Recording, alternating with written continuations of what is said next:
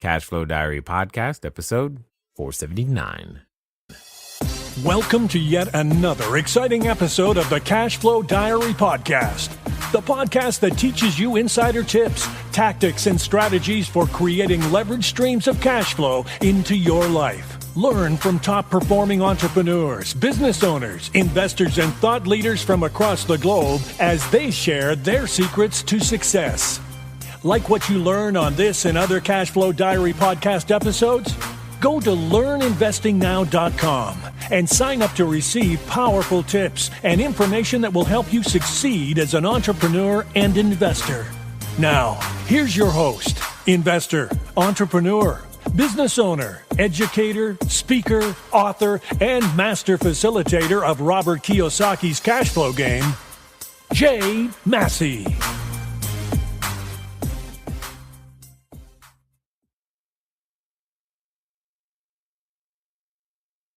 All right, ladies and gentlemen, welcome to another episode of the CashFlow Diary Podcast. I'm your host, Jay Massey, and I'm glad that you are here today because here's the thing. As you are out there building your business, you're out there becoming a bigger, better, badder investor, better business owner, trying to do the things to grow your cash flow, there's something that tends to happen. You actually end up with cash, and you might not know what to do with it. But also, as you're out there building your business, there's another thing that's constantly happening. Change.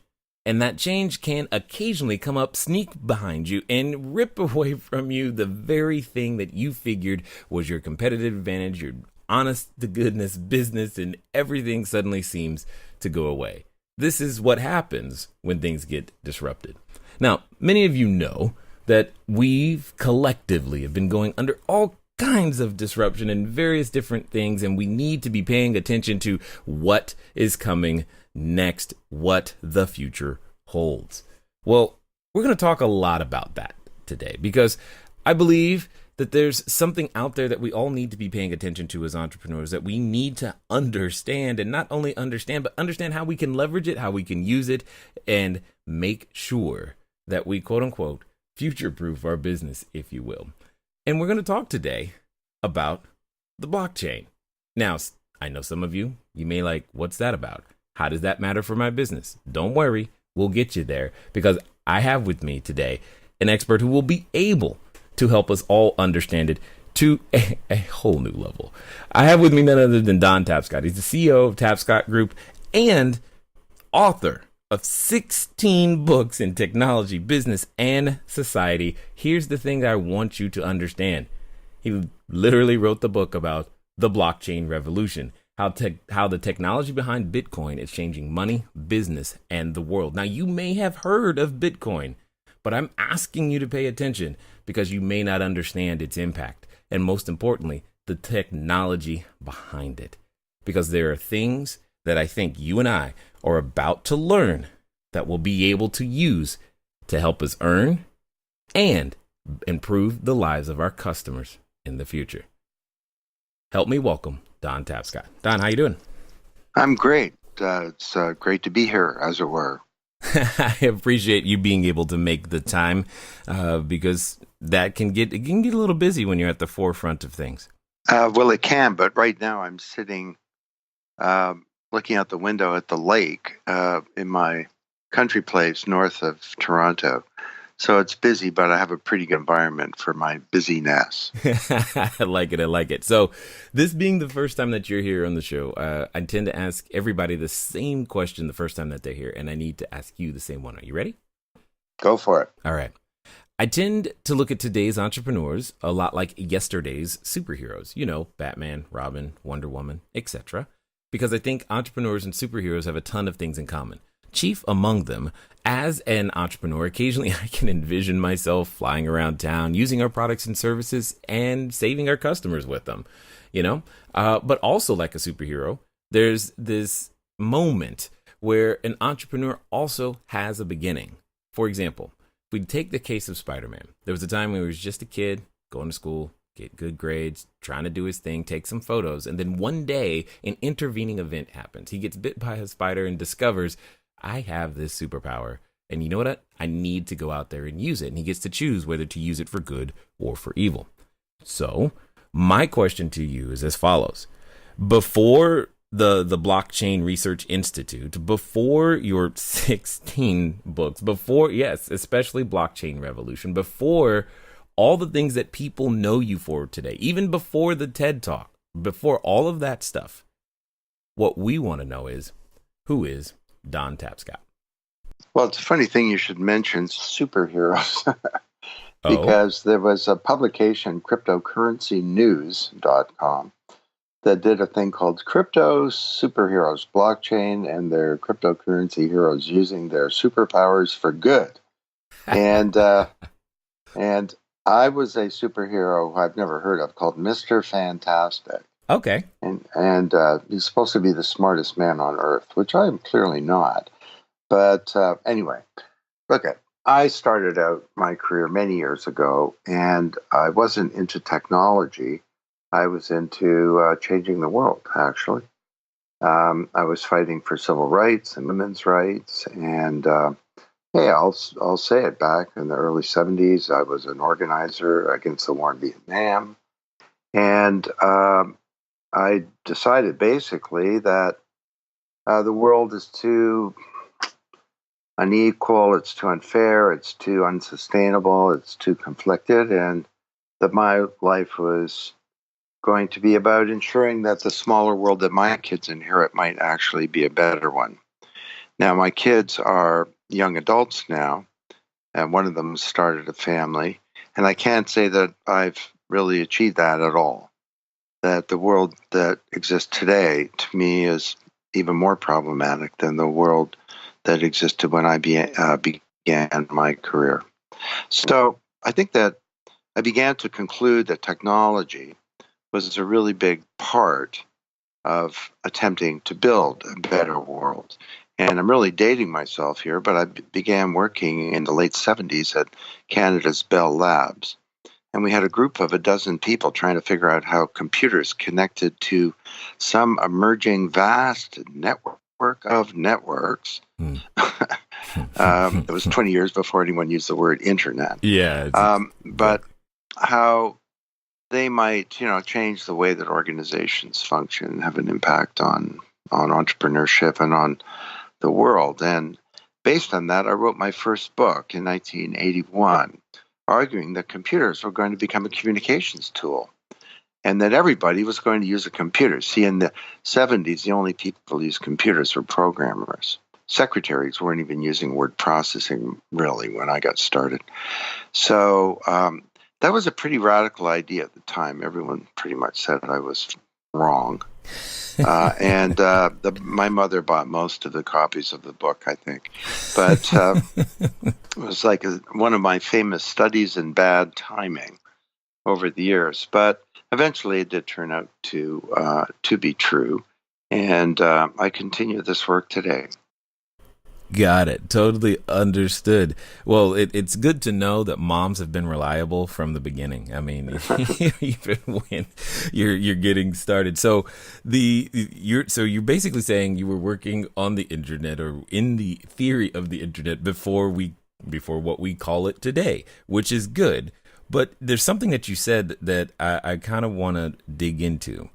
Because I think this is still playing out for you. You said you weren't into technology. You made a point to mention that. I'm curious to know, was there a particular time at which you said, you know what, even though I'm not into technology, that I have to become, if I'm going to be any part of this changing stuff, I have to learn or become a part of technology?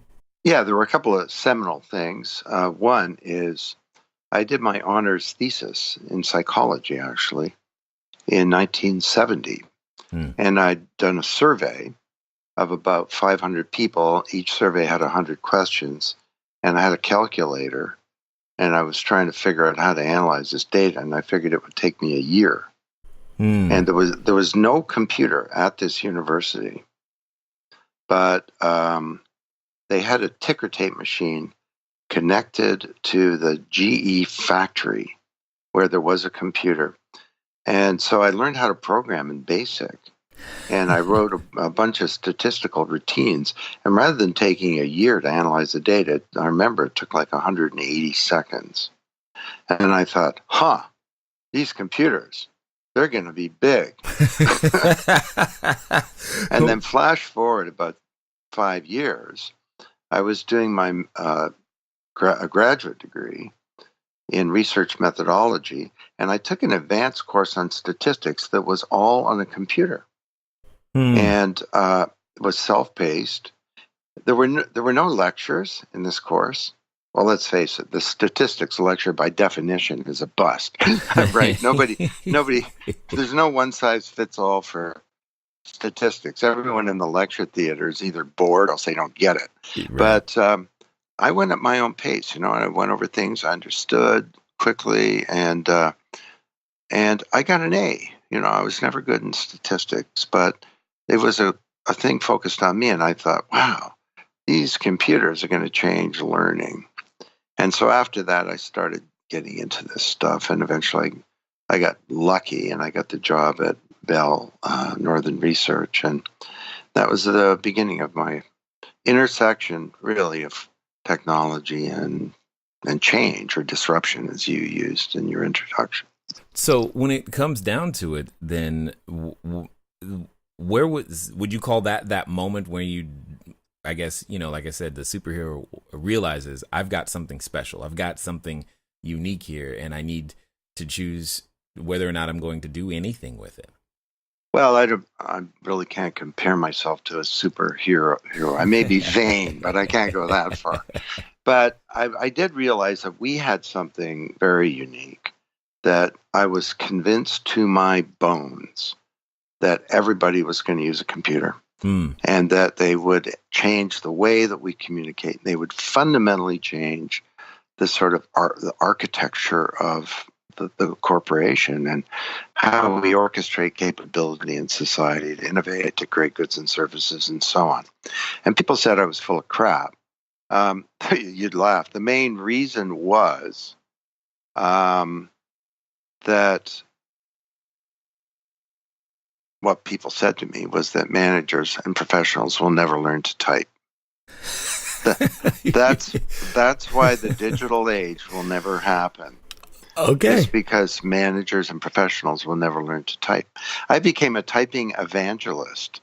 Yeah, forget about all these profundities about social and business change. I was like, hey, typing is fun. You can learn to type, Mr. Executive.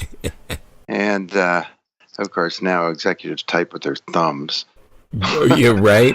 Typing is I often think from school, what's the most used skill? And I think it's actually typing, because how else do you communicate today? So that's actually interesting.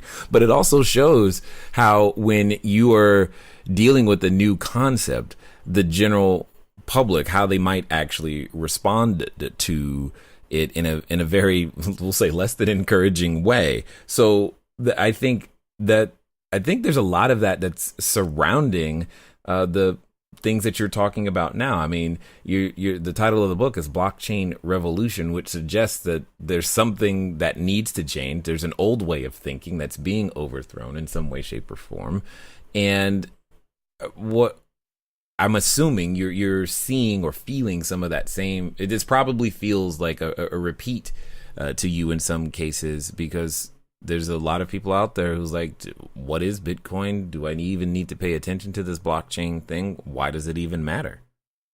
Yeah, well, that's, there have been several of these new paradigms, if you like. Mm-hmm. And you may remember, I did write the book Paradigm Shift in 92, so I'm allowed to talk about paradigm shifts. I'd prefer if you didn't. It's a little overdone.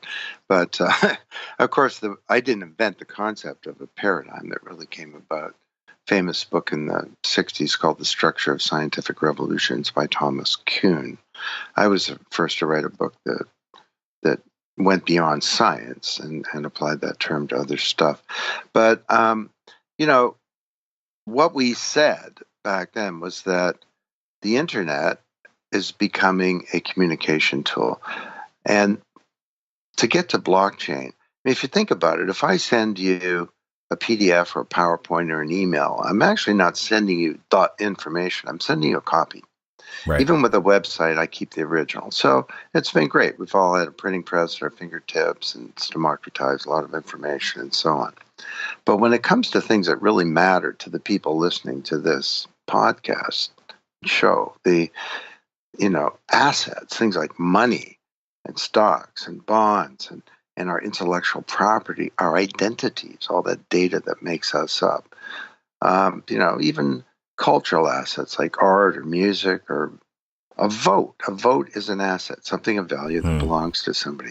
When it comes to all that stuff, making a copy is not a good idea. You don't want someone copying your vote or your identity. And if I send you $1,000, it's really important that I don't still have the money. Okay? So cryptographers have called this the double spend problem for a long time. And the only way that we can handle this problem in our society is through intermediaries, banks, governments, credit card companies, big social media companies.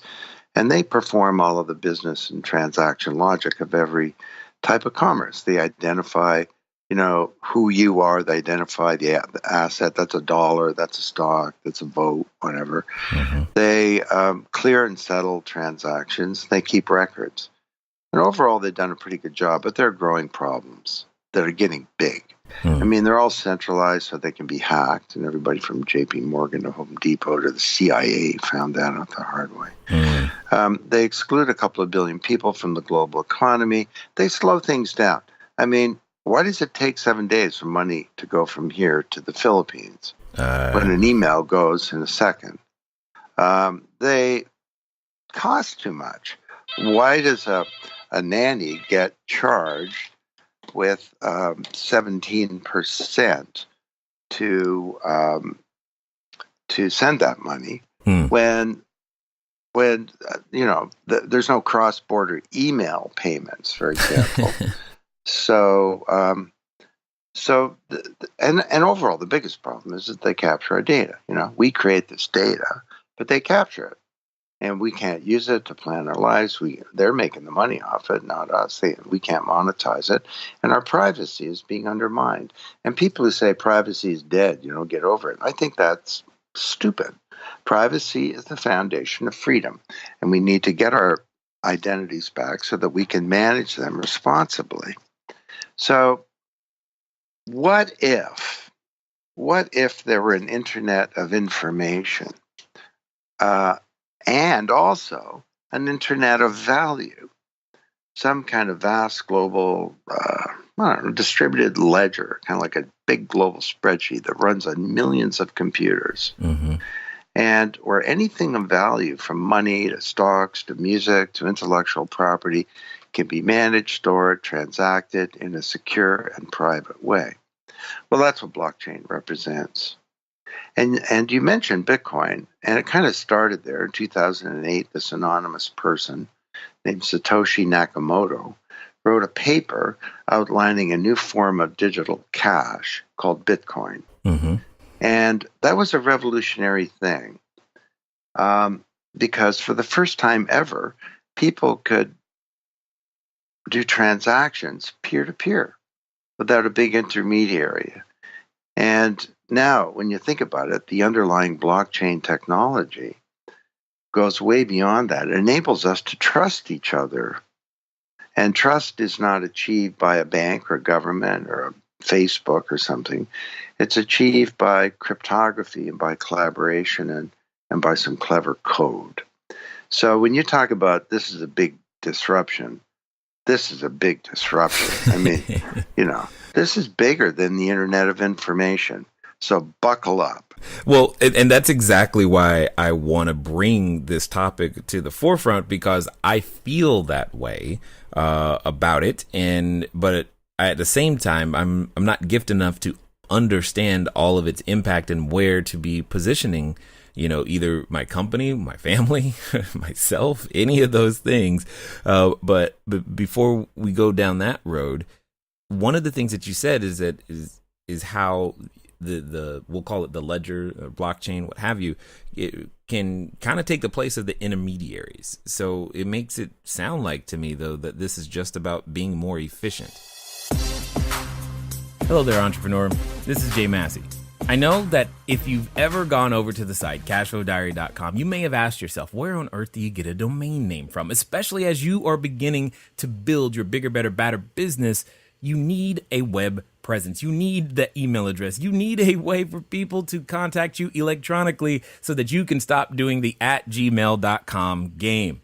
Well, the good folks over at GoDaddy have definitely supplied us with every domain that we have ever used. So what I want you to do is I want you to go over to trygodaddy.com/CashFlowDiary. Again, that's trygodaddy.com/CashFlowDiary, because it's a quick way for you to get set up to capture your domain name the exact way that you want it. They got easy search functions, and most importantly for you is that you'll be up and running today. As I said, once you get started, stay started. Don't let small little obstacles of how to get your own domain name going stop you. So again, go to trygodaddy.com/CashFlowDiary, and let's get back to the rest of the story.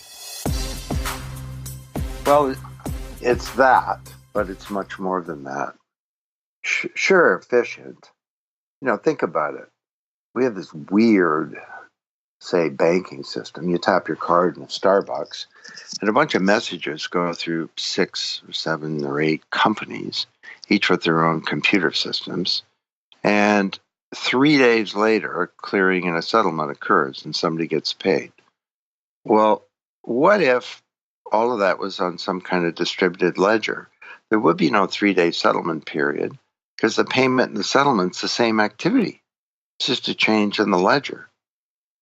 There would be no cost for every one of these intermediaries adds cost, because there would be no intermediaries. There would be no errors. So efficient? Yeah, that's efficient, going from 3 days to 0. But it's much bigger than that, because this is beginning to change all kinds of roles in society. And it's beginning to fundamentally affect all kinds of industries. In theory, everything that banks do could be done by software on the blockchain. Now, that's not going to happen, of course, because the banks are aware of the danger of disintermediation. But they're also, the smart ones are aware of the opportunity of doing what I called in a book a long time ago, re-intermediation, the creation of new value in the middle. So this came about 1994. I wrote the book, The Digital Economy. They say that was the first bestseller about the web and business. And I said, sure, if you're in the middle, you can be disintermediated, but the opportunities to create new value in the middle may be bigger than the lost value. So I talked about bookstores. I said, bookstores are between publishers and readers. They're going to go away. At least the current model is.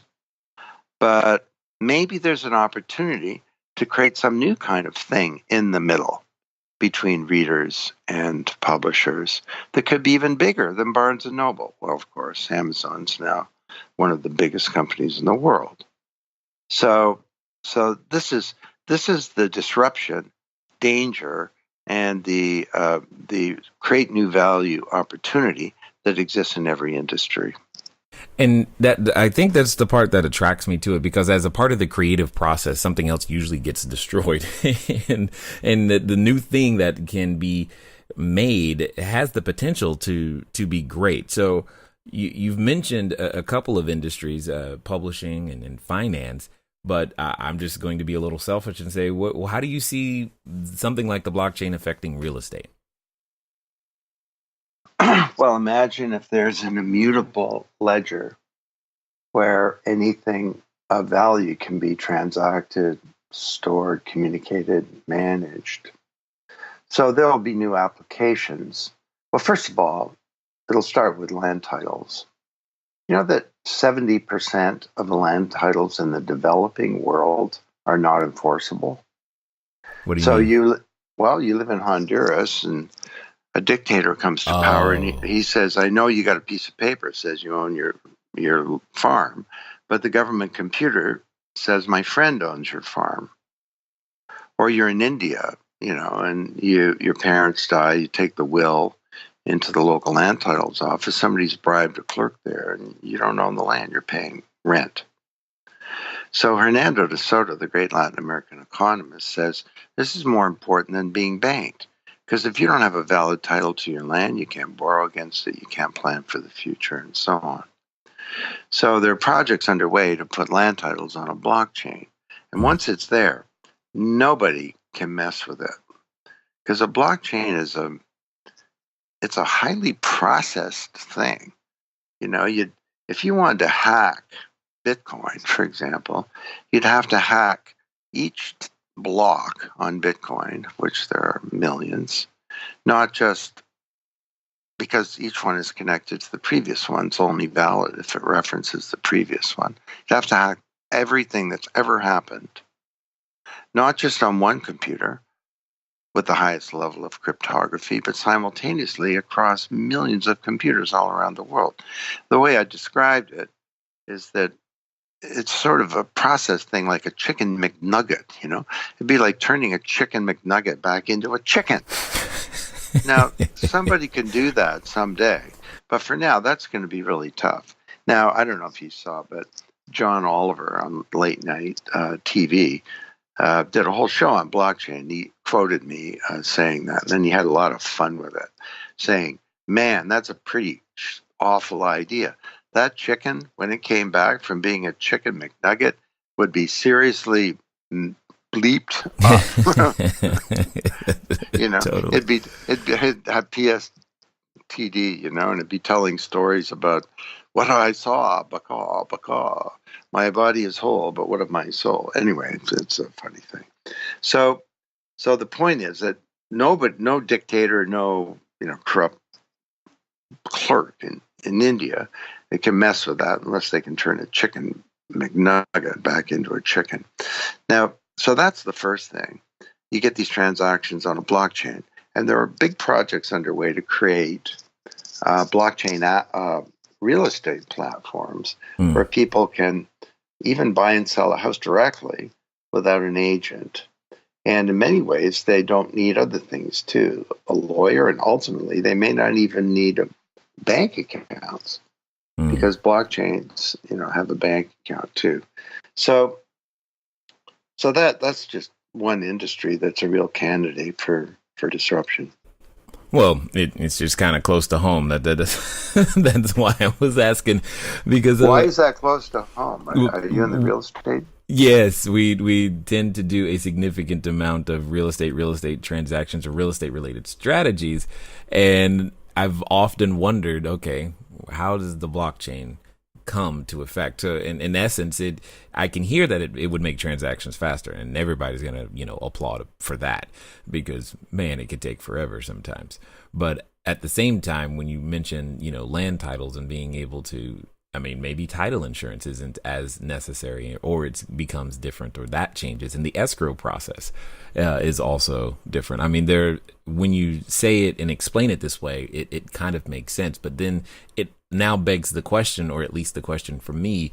I've heard of many different, I've heard of Bitcoin, I've heard of Ethereum, I've heard of Ripple, I've heard of Bitcoin Cash, I've heard of all of these names, but I don't understand why the need for a difference if it's all one ledger, or is it not? Well, no, it's going to be all kinds of ledgers, and each of the ones you mentioned has a different function. So Bitcoin is fundamentally a cryptocurrency, for which there are some use cases. Sending money from Toronto to the Philippines, the global diaspora, you do that on a Bitcoin-based platform, and it's going to cost 1%, not 12% through Western Union. You're in Venezuela, you can't get money out of the country. Well, there's a role for Bitcoin. But we're not all going to be using Bitcoin in the future. What we're going to be using is the US dollar, which will become a cryptocurrency and behave a lot like Bitcoin does. And we'll use the pound and the digital pound and the digital euro and the digital yen and so on. But currencies are one. But they're one of as we describe in the new edition of Blockchain Revolution, they're one of 7 types of digital assets. So you've heard of this thing called ICOs, right? Initial coin offers. Yeah. Yeah. And when we wrote the book, $160 million of money was raised that year in ICOs. Didn't even have a name yet. We called it blockchain crowdfunding or crowdfunded IPOs. And the following year, it was, depending on who's counting, 4 to 6 billion. And this year, it's 12 billion already. So this is becoming real money that's being raised in a totally new way. And these ICOs are typically raising money as an investment in their company. But there's no venture capitalist, there's no investment banker, there's no stock market, there's no stock. Actually, what you're not selling shares in your company, you're selling tokens that represent an equity interest in your company. So this is what we call securities tokens. But then you mentioned Ethereum. That one's different again. That's more like the web.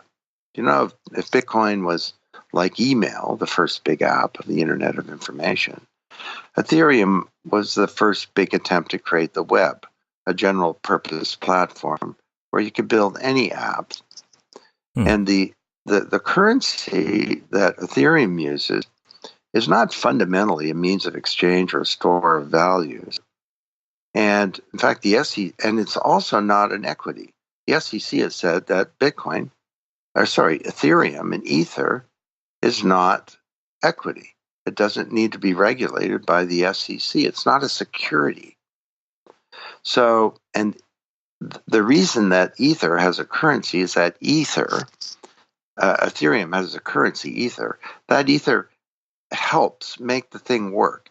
It's a way of achieving consensus as to what's the truth on the network, and that Ether performs a number of other functions. So this is why we updated the Blockchain Revolution.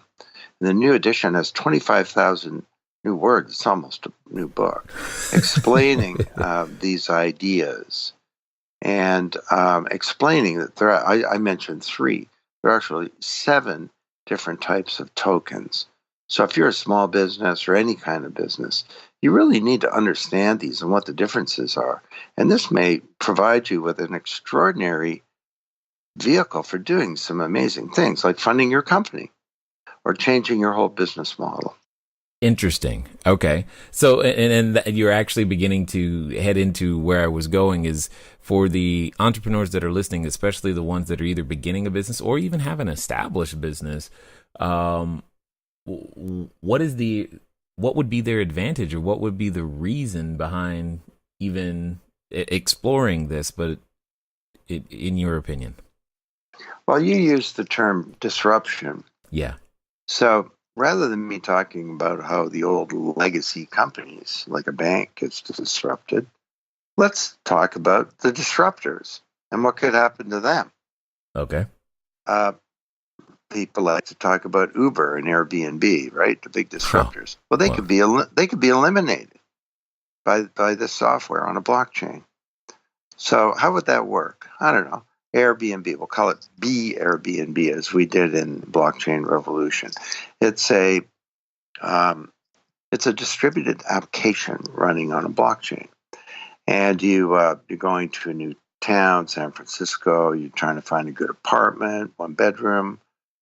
You're going to be there a couple of weeks. You want it to be nice, maybe a nice view. You find this place because it's a ledger, right? Mm-hmm. And so it's kind of like a database. You find a good place, 5-star rated. And so you say, yes, I'll book it for this period. You show up, you turn the key or enter a code, and a partial payment is made as you enter the apartment. You're in there, you use some movies, watch some movies, you use the Nespresso machine, that all gets captured. You leave, you turn the door, a full payment is made, and then you write a review. It was great, 5-star review on this blockchain software. And nobody can mess with that unless you can, turn a chicken McNugget back into a chicken. So everything that Airbnb does, almost everything, could be done on a blockchain. Now, Airbnb is a smart company, which is why they purchased a blockchain company. Because, and I don't have insider information, but my guess is that they're seriously investigating how this technology could help them improve their business. Same is true for Uber. In the book, we called it Super Uber. I like that. I like that a lot. Which in essence says that those companies, or even us as entrepreneurs, they're looking ahead to make sure that they themselves are future-proofed or don't get disrupted by something or caught unaware, considering that both of those companies that you mentioned caught in other industries completely unaware in such a way. Now, for those that have listened this far, those that are following what you're saying and probably want to learn a lot more, what's going to be the best way for them to find out more about what you guys got going on and to dig into this topic on a deeper level? Well, as I mentioned, the big bestseller on the topic is Blockchain Revolution, written by me and my son, Alex Tapscott. And came out 2 years ago, but we did this new edition. And in the new edition, we talk about all this crypto stuff, crypto assets. We also talk about the issue of identity, which is really a central issue for any business that has customers, as do all of them, and for each of us individually, because there's a big opportunity now for us to get our identities and our data back, and that's a transformative thing. And we explore a number of other issues that we think are really important to any business. So I'm very proud of that book. It's a great book. There are other things you can do. You set up a daily Google alert on the word blockchain, and every day you're going to get a dozen mind-boggling things that are happening. And don't be confused by Bitcoin or cryptocurrencies. And the market has been crashing now for several weeks. It's and a lot of people are saying, well, that whole thing was a big bust. It's not. And, there was a partial bubble. But it's going to go up again, and there's going to be more crashes. It's nothing like the dot-com bubble. In the dot-com bubble, in a period of a couple of months, there were trillions of dollars of value that vanished. Here we're talking about a couple of $100 billion. So it's a much smaller kind of thing of losses that occurred. And these are people who got in at the bad time, or they didn't understand the different types of digital assets that we write about in Blockchain Revolution. So anyway, don't be confused by all of that. The real pony in all of this is this underlying blockchain technology. Another thing you can do is just, if you Google my name or Alex Tapscott, you'll come up with some good speeches. My TED Talk has been viewed by over 3 million people. And Alex did a gorgeous talk recently at a conference in Zug, Z-U-G, yes, is how you spell it. And it describes all of these crypto assets and what the meaning of all of those is. So, and then what else? You need to start at some point just experimenting with this stuff yourself. Go get a digital wallet. Take you 2 minutes. Download one from Coinbase or in blockchain.info and load up some things. Get some Bitcoin on your wallet. Go buy something for $10. And you're going to learn more about, public key cryptography in 10 minutes than you'll learn if I talk to you all day long. So I used to say this back in the early 90s about the internet, that personal use is a precondition for any kind of comprehension. So, I said, you have to use the web with your own fingers on a computer, okay? Your secretary's fingers don't count. You got to use your own fingers. And the same thing is true for this technology. Just go download it, check it out, do something with it. And then there are a million events that are underway. This hasn't really been announced yet, but I can pre-announce it. In April, we're going to be holding a big event called Blockchain Revolution Global. It initially will be in Toronto, but we're rolling it out around 10 cities. These will be thousands and thousands of people who are not into crypto investing, who are into thinking about how blockchain changes their business, the way that they compete, and so on. Awesome. So that's a good way to get started. Do all of that, and you'll be off to the races. No doubt, no doubt. Now, as we wind down here, I've got a final question for you because I'm curious to hear how you would answer it, especially given your background and everything that we've talked about.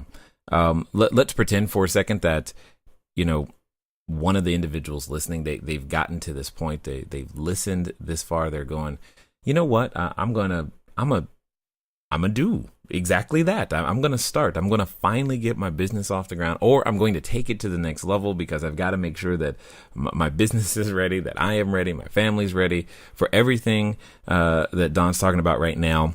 And they come to that, what I like to call the precipice of decision.